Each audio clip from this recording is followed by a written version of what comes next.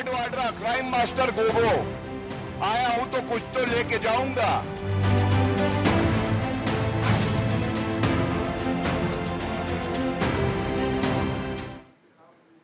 नमस्कार, news India देख रहे हैं आप। मैं हूं आपके साथ पूजा अग्रवाल। तो संपत्ति पर सियासत अब शुरू हो गई है, क्योंकि कांग्रेस महासचिव प्रियंका गांधी वाड्रा के चुनावी पारी की शुरुआत ही सवालों के घेरे में है। बीजेपी ने जिस तरह से प्रियंका के हलफनामे को आधार बनाकर निशाना साधा, उससे वायनाड उपचुनाव पर घमासान तेज हो गया है। बीजेपी ने इसकी शुरुआत कर दी है। दिल्ली के सियासी गलियारों में प्रियंका के संपत्ति ब्यौरे पर जमकर घमासान मची हुई है।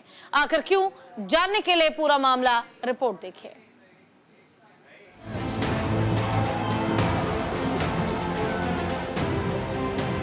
पीछे बैठे हैं कांग्रेस पार्टी के अध्यक्ष मल्लिकार्जुन खड़गे जी।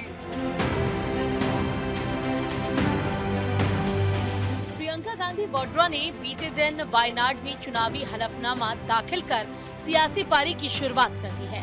इसके साथ ही प्रियंका औपचारिक रूप से वायनाड के चुनाव समर में उतर गई है। कांग्रेस महासचिव प्रियंका गांधी वाड्रा ने वायनाड लोकसभा उपचुनाव के लिए अपना नामांकन दाखिल किया है। नामांकन के दौरान हलफनामा देते हुए प्रियंका ने अपनी संपत्ति घोषित की, जिसमें उन्होंने बताया 4,24,78,689 करोड़ रुपए की चल संपत्ति, 13,89,92,512 रुपए की अचल संपत्ति, 52,000 रुपए कैश, 2,24,00,000 के म्यूचुअल फंड, बैंक में करीब 3,60,000 रुपए, ईपीएफ खाते में 17,38,000, 1,15,00,000 का सोना और 29 लाख की चांदी, 8 लाख रुपए की कार, 2,10,13,598 रुपए की खेती वाली जमीन, शिमला में 5,63,99,000 रुपए का एक घर। उनकी ये चुनावी पारी शुरू होने से पहले ही सवालों के घेरे में आकर खड़ी हो गई है। प्रियंका के चुनावी राजनीति में उतरने के साथ बीजेपी ने उन पर हमला तेज कर दिया है। बीजेपी ने प्रियंका गांधी वाड्रा के चुनावी हलफनामे में घोषित संपत्ति को लेकर कई सवाल उठाए हैं। बीजेपी के राष्ट्रीय प्रवक्ता गौरव भाटिया ने इस हलफनामे के आधार पर भ्रष्टाचार के साथ ही रॉबर्ट वाड्रा की संपत्ति को लेकर भी सवाल उठाए। भाटिया ने 2010 से 11 और 2020 से 21 के बीच की रॉबर्ट वाड्रा से इनकम टैक्स विभाग की टैक्स डिमांड का जिक्र करते हुए पूछा कि रॉबर्ट वाड्रा की घोषित संपत्ति कम जबकि इनकम टैक्स विभाग की ओर से टैक्स डिमांड की रकम ज्यादा है, ये कैसे संभव है? रॉबर्ट वाड्रा की जो डिक्लेयर्ड नेटवर्थ है वो कम है, लेकिन इनकम टैक्स डिपार्टमेंट जो डिमांड कर रहा है वो ज्यादा है। ये कॉन्टेस्टेड है, लेकिन आप देखिए 2010-11 में 7 करोड़, 2011-12 में 3 करोड़, 2013-14 में 11 करोड़, 2014-15 में 10 करोड़, इस तरह से 2020-21 तक जाता है। और इनको अगर जोड़ा जाए तो 75 crore, 75 crore is the demand total by the income tax department। भरते भी 2013 में 11 करोड़, मतलब जो 7 करोड़ था 10-11 में, जब इन्हें अंदेशा हुआ भाग रहे हैं, सरकार जाने वाली है, तो 11 करोड़ और 10 करोड़ तब की डिमांड आई है। इसका मतलब कितनी वसूली ये लोग कर रहे थे। गौरव भाटिया ने प्रियंका के हलफनामे को भ्रष्टाचार का कबूलनामा बताया। उन्होंने प्रियंका गांधी और सोनिया गांधी से इस मामले पर जवाब भी मांगा है। साथ ही उन्होंने राहुल गांधी पर निशाना साधा। राहुल गांधी जो आज नेता प्रतिपक्ष हैं, किसी कंपनी पे आरोप लगाते हैं, उन्हीं के घर में एक व्यक्ति उसी कंपनी में इन्वेस्ट करके रखता है।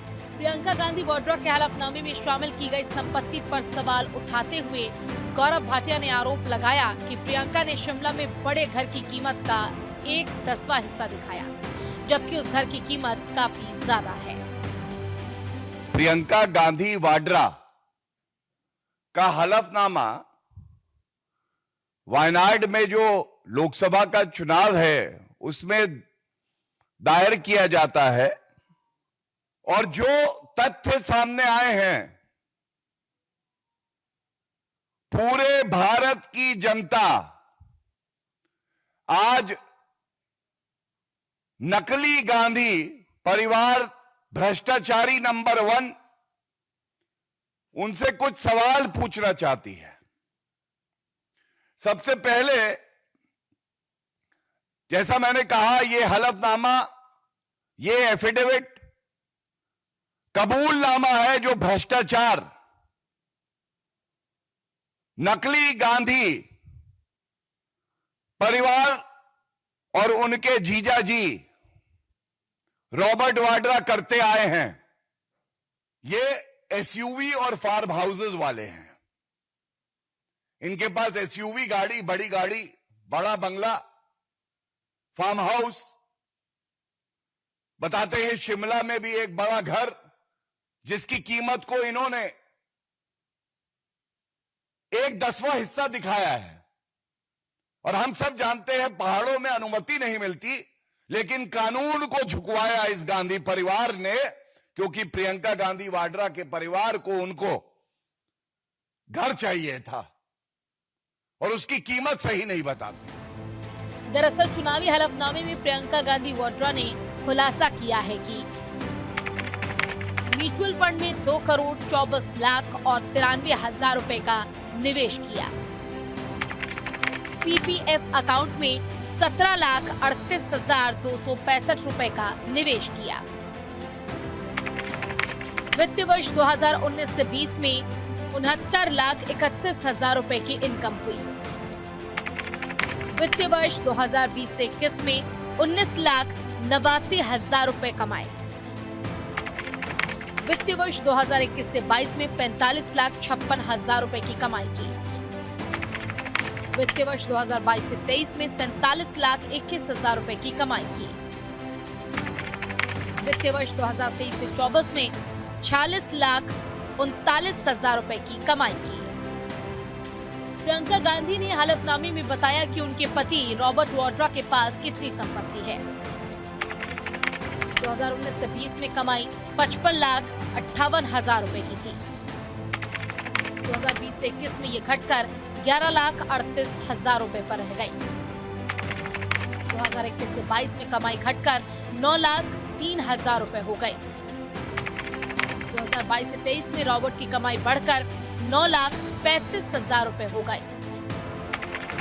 2023 से 24 में 15,09,000 रुपए हो गए। वायनाड उपचुनाव से पहले ही घमासान तेज हो गया है। बीजेपी ने प्रियंका गांधी वाड्रा के हलफनामे को आधार बनाकर इस सियासी जंग की शुरुआत कर दी है। ऐसे में देखना ये अहम होगा कि कांग्रेस बीजेपी के इन आरोपों पर क्या सफाई देती है। न्यूज़ इंडिया के लिए संजीव कुमार की रिपोर्ट। वायनाड में उपचुनाव के लिए नामांकन करते हुए प्रियंका गांधी वाड्रा ने संपत्ति के साथ साथ कई अहम जानकारियां दी। पर्चा दाखिल करते हुए उन्होंने अपनी और अपने पति की आय का स्रोत भी बताया। लेकिन बीजेपी प्रियंका गांधी की संपत्ति को लेकर हंगामा मचा रही है। आखिर बीजेपी इसको लेकर इतना परेशान क्यों है? क्या इसके पीछे बीजेपी की कोई सियासी चाल है? जानने के लिए रिपोर्ट देखिए।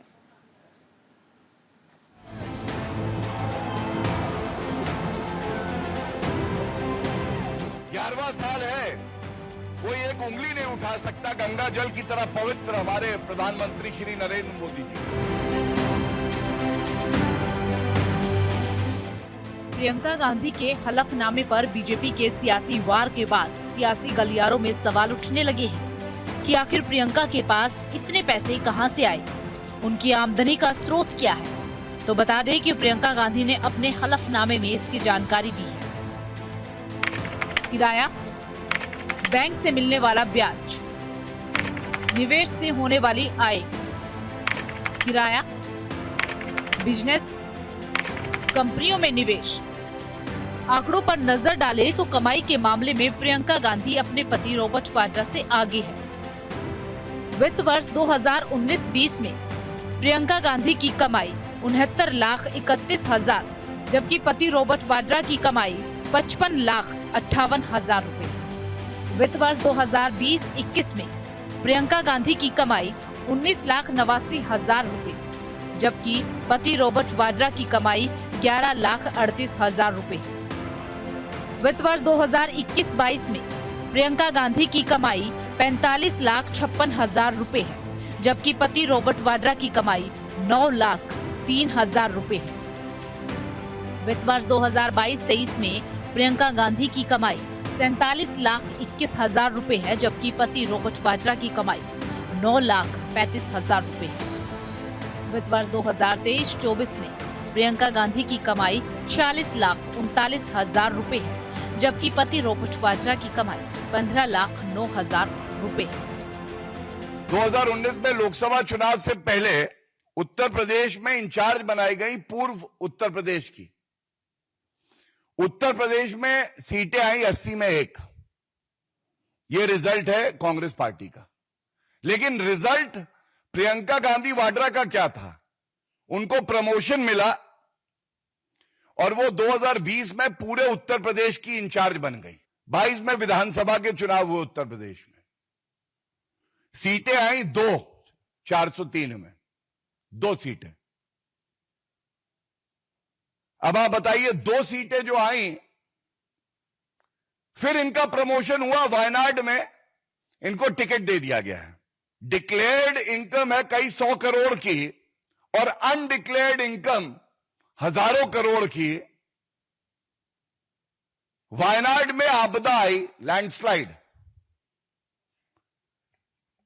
इस भ्रष्टाचारी करोड़पति परिवार से इतना नहीं हुआ कि 1 रुपया डोनेट कर दें, 1 रुपया वायनाड की जनता के लिए। हलफनामे के मुताबिक खुद प्रियंका गांधी के नाम पर 2004 मॉडल वाली होंडा CRV कार है, जिसकी कीमत 8 लाख रुपए बताई गई है। ये कार प्रियंका को उनके पति रॉबर्ट वाड्रा ने उपहार में दी थी।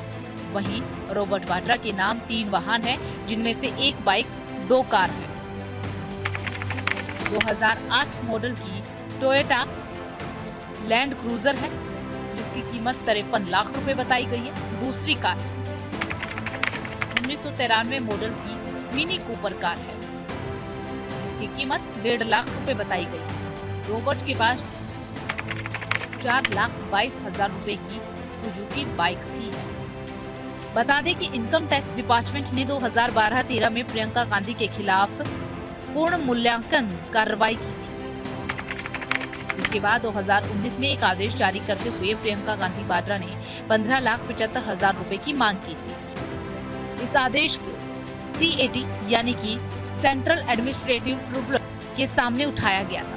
CAT के आदेश के मुताबिक कुल 20% यानी कि 3,15,000 रुपए टैक्स जमा कराया गया था। हालांकि बाद में रिफंड को भी 7,97,000 रुपए की सीमा तक एडजस्ट किया जाता रहा, जिससे कुल बकाया 11,12,000 रुपए पहुंच गया। फिलहाल ये अपील CAT के समक्ष लंबित है। प्रियंका गांधी वाड्रा के खिलाफ 2 FIR और वन विभाग का एक नोटिस भी है। पहली FIR 2023 में मध्य प्रदेश में दर्ज की गई, जिसमें IPC की धारा 420 यानी कि धोखाधड़ी और 469 जालसाजी के तहत आरोप लगाए गए। ये FIR एक व्यक्ति की शिकायत पर की गई थी, जिसके मुताबिक प्रियंका ने कुछ भ्रामक ट्वीट पोस्ट किए थे। वहीं दूसरी FIR 2020 में उत्तर प्रदेश में दर्ज की गई है, जिसमें IPC की धारा 188 लोक सेवक द्वारा विधि पूर्वक आदेश की अवहेलना, 269 जानलेवा बीमारी फैलाने की लापरवाही और 270 जानलेवा बीमारी फैलाने का दुर्भाग्यपूर्ण काम के तहत आरोप लगाए गए हैं। ये FIR 2020 के हाथरस मामले के खिलाफ उनके विरोध प्रदर्शन के लिए दर्ज की गई थी। अपने ऊपर लगे आरोपों पर कांग्रेस के किसी नेता ने कोई सफाई नहीं दी। ना तो प्रियंका गांधी ने बीजेपी के आरोपों पर पलटवार किया और न ही सोनिया और राहुल गांधी ने कुछ कहा, लेकिन रॉबर्ट वाड्रा ने कहा कि वह सभी आरोपों का जवाब देने के लिए तैयार है। लोग जागरूक हैं, उनको समझ है। 10-11 साल हो गए इनके यहाँ राजनीति में, यहाँ मतलब देश में, और जहाँ भी उनको लगा कि मेरा नाम बेबुनियाद इल्ज़ाम लगाना है, पर वो लगाते हैं, पर उसमें कोई भी आरोप प्रूव नहीं होता है। मेरा क्लियर है। और मतलब कि जब भी कोई भी उन्होंने सवाल पूछे तो उसका जवाब मैंने सारा दिया, चाहे ईडी हो या इनकम टैक्स हो या किसी का भी, कोई भी एजेंसी का कोई भी नोटिस आता है उसको पूरा जवाब दिया जाता है, और कोई भी गलत चीज़ नहीं हुई है। आप कितनी भी एजेंसियां आ जाए, उनके जितने भी सवाल हैं उसका जवाब देने के लिए मैं राजी हूँ। बीजेपी के आरोपों पर कांग्रेस नेताओं का मौन रहना कितना सही है? कहीं ऐसा ना हो कि चुनाव में प्रियंका गांधी का मौन रहना कांग्रेस के लिए हार की वजह बन जाए और बीजेपी के लिए जीत की वजह। ऐसे में देखना होगा कि बीजेपी के आरोपों पर प्रियंका गांधी कब तक चुप रहती है। लेकिन बीजेपी ने आरोपों की झड़ी लगाकर अपना दांव तो चल दिया। अब बारी कांग्रेस की है। न्यूज़ इंडिया के लिए संजीव कुमार की रिपोर्ट। वहीं बीजेपी ने वायनाड में उपचुनाव को लेकर सियासी दांव चलना शुरू कर दिया है। इसकी एक झलक आज बीजेपी की प्रेस कॉन्फ्रेंस के दौरान दिखाई दी। बीजेपी ने कांग्रेस अध्यक्ष मल्लिकार्जुन खड़गे के लिए हमदर्दी दिखाते हुए अपनी सियासी चाल चल दी है, लेकिन इस हमदर्दी के पीछे असल वजह कुछ और ही है। क्या है वो वजह जिसके चलते बीजेपी को कांग्रेस के अध्यक्ष के लिए हमदर्दी दिखानी पड़ी है? देखिए रिपोर्ट।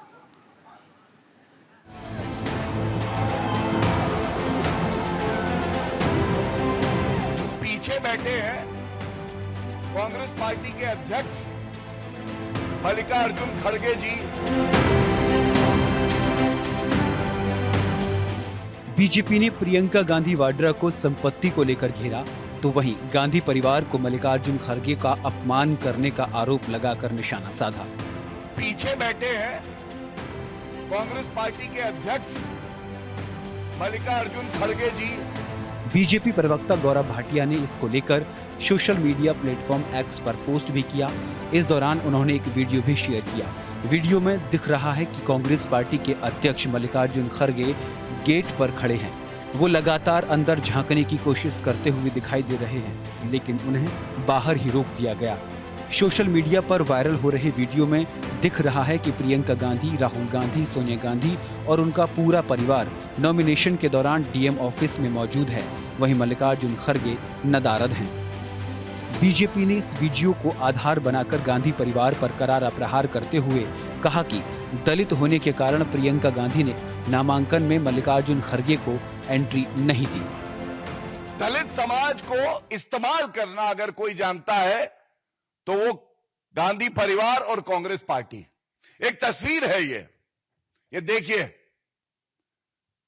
ये तस्वीर क्यों दिखा रहा हूं मैं आपको बताता हूं। यहां आगे बैठी हैं श्रीमती सोनिया गांधी जी, प्रियंका गांधी वाड्रा, और पीछे बैठे हैं कांग्रेस पार्टी के अध्यक्ष मल्लिकार्जुन खड़गे जी, जो कि पिछड़े समाज से आते हैं।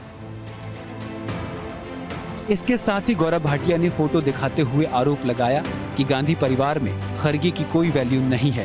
प्रियंका गांधी के साथ सोनिया गांधी आगे बैठी हुई हैं, जबकि मल्लिकार्जुन खड़गे सोनिया गांधी के पीछे बैठे हुए हैं।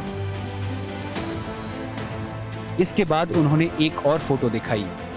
इस फोटो में गांधी परिवार दिखाई दिया, लेकिन कांग्रेस पार्टी के अध्यक्ष कहीं दिखाई नहीं दिए। पहले फोटो में प्रियंका गांधी के पास वाली एक चेयर खाली है। उसका राज ये है कि इन फोटो के साथ एक वीडियो और नामांकन के दौरान सामने आया, जिसमें मल्लिकार्जुन खड़गे सोनिया गांधी को आगे बैठने के लिए कहते हुए दिखाई देते हैं और खुद पीछे वाली चेयर पर बैठ जाते हैं।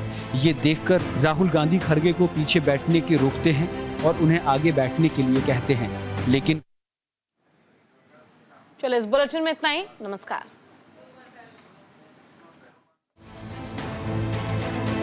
Robert Vadra, crime master Gogo, आया हूं तो कुछ तो लेके जाऊंगा।